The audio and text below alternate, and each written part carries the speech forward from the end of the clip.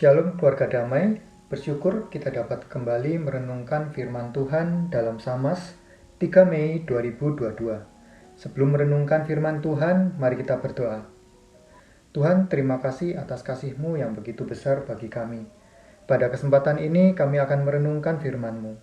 Buka hati dan pikiran kami agar kami dapat memahami dan melakukan firman-Mu. Amin. Bacaan renungan hari ini dari Kisah Para Rasul 26 ayat yang pertama hingga 18.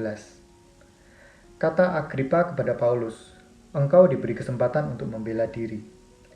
Paulus memberi isyarat dengan tangannya, lalu memberi pembelaannya seperti berikut. "Ya Raja Agripa, aku merasa berbahagia, karena pada hari ini aku diperkenankan untuk memberi pertanggungan jawab di hadapanmu terhadap segala tuduhan yang diajukan orang-orang Yahudi terhadap diriku. Terutama karena engkau tahu benar-benar adat istiadat dan persoalan orang Yahudi. Sebab itu aku minta kepadamu, supaya engkau mendengarkan aku dengan sabar. Semua orang Yahudi mengetahui jalan hidupku sejak masa mudaku. Sebab dari semula aku hidup di tengah-tengah bangsaku di Yerusalem. Sudah lama mereka mengenal aku, dan sekiranya mereka mau, mereka dapat memberi kesaksian bahwa aku telah hidup sebagai seorang Farisi menurut mazhab yang paling keras dalam agama kita. Dan sekarang aku harus menghadap pengadilan oleh sebab aku mengharapkan kegenapan janji yang diberikan Allah kepada nenek moyang kita dan yang dinantikan oleh kedua belas suku kita. Sementara mereka siang malam melakukan ibadahnya dengan tekun. Dan karena pengharapan itulah, ya Raja Agripa, aku dituduh orang-orang Yahudi. Mengapa kamu menganggap mustahil bahwa Allah membangkitkan orang mati? Bagaimanapun juga, aku sendiri pernah menyangka bahwa aku harus keras bertindak menentang nama Yesus dari Nazaret. Hal itu kulakukan juga di Yerusalem. Aku bukan saja telah memasukkan banyak orang kudus ke dalam penjara setelah aku memperoleh kuasa dari imam-imam kepala, tetapi aku juga setuju jika mereka dihukum mati. Dalam rumah-rumah ibadat, aku sering menyiksa mereka dan memaksanya untuk menyangkal imannya, dan dalam amarah yang meluap-luap, aku mengejar mereka, bahkan sampai ke kota-kota asing. Dan dalam keadaan demikian, ketika aku dengan kuasa penuh dan tugas dari imam-imam kepala sedang dalam perjalanan ke Damsyik, tiba-tiba ya Raja Agripa, pada tengah hari bolong, aku melihat di tengah jalan itu cahaya yang lebih terang daripada cahaya matahari, turun dari langit, meliputi aku dan teman-teman seperjalananku.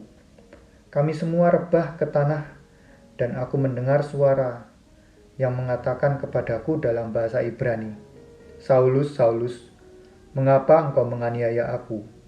Sukar bagimu menendang kegala rangsang." Tetapi aku menjawab, "Siapa engkau, Tuhan?" Kata Tuhan, "Akulah Yesus yang kau aniaya itu. Tetapi sekarang, bangunlah dan berdirilah.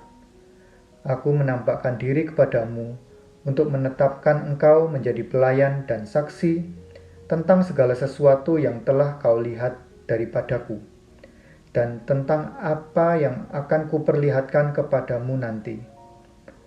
Aku akan mengasingkan engkau dari bangsa ini dan dari bangsa-bangsa lain, dan aku akan mengutus engkau kepada mereka untuk membuka mata mereka supaya mereka berbalik dari kegelapan kepada terang, dan dari kuasa iblis kepada Allah, supaya mereka oleh iman mereka kepadaku memperoleh pengampunan dosa dan mendapat bagian dalam apa yang ditentukan untuk orang-orang yang dikuduskan." Demikian firman Tuhan.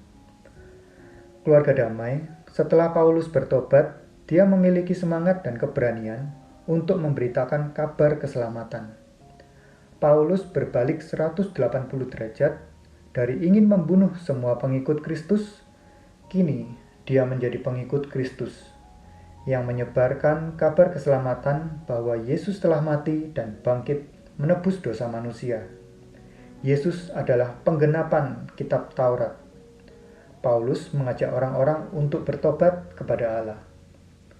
Namun, hal ini tidak disukai oleh orang-orang Yahudi, dan mereka ingin membunuh Paulus. Mereka menganggap bahwa Paulus telah menyebarkan ajaran yang menentang bangsa Yahudi dan hukum-hukum Taurat, sehingga mereka menangkap Paulus dan mengadilinya. Namun dalam pengadilan, Mahkamah Agung tidak menemukan bukti-bukti kesalahan Paulus, hingga akhirnya Paulus diadili oleh Raja Agripa. Raja Agripa adalah keturunan Herodes.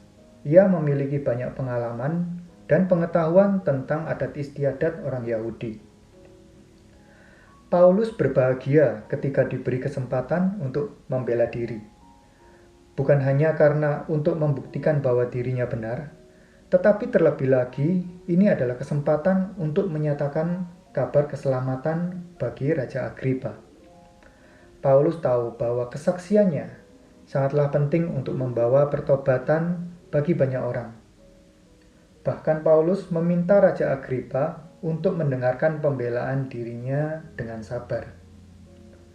Paulus menceritakan dengan detail tentang bagaimana kehidupannya sebelum bertobat dan menceritakan bagaimana pertemuannya dengan Yesus yang membuka hati dan pikirannya sehingga Paulus bertobat. Keluarga damai, sebagai pengikut Kristus seringkali kehidupan kita penuh tantangan dan kesulitan. Namun dalam setiap tantangan dan kesulitan itu, Tuhan selalu menyertai dan punya rencana yang terbaik.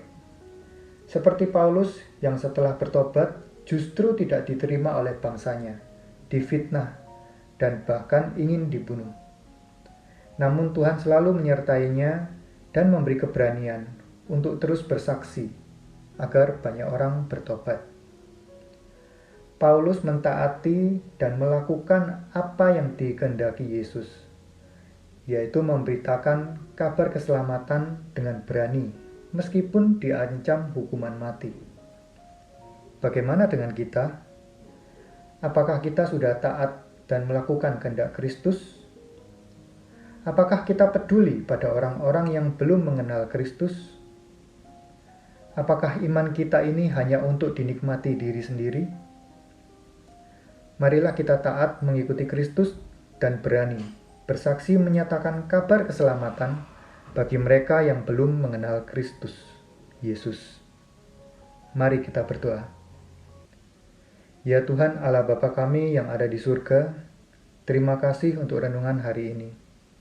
Kami mau taat dan melakukan kehendak-Mu dalam hidup kami.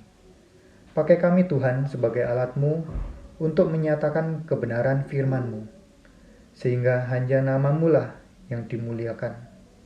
Amin.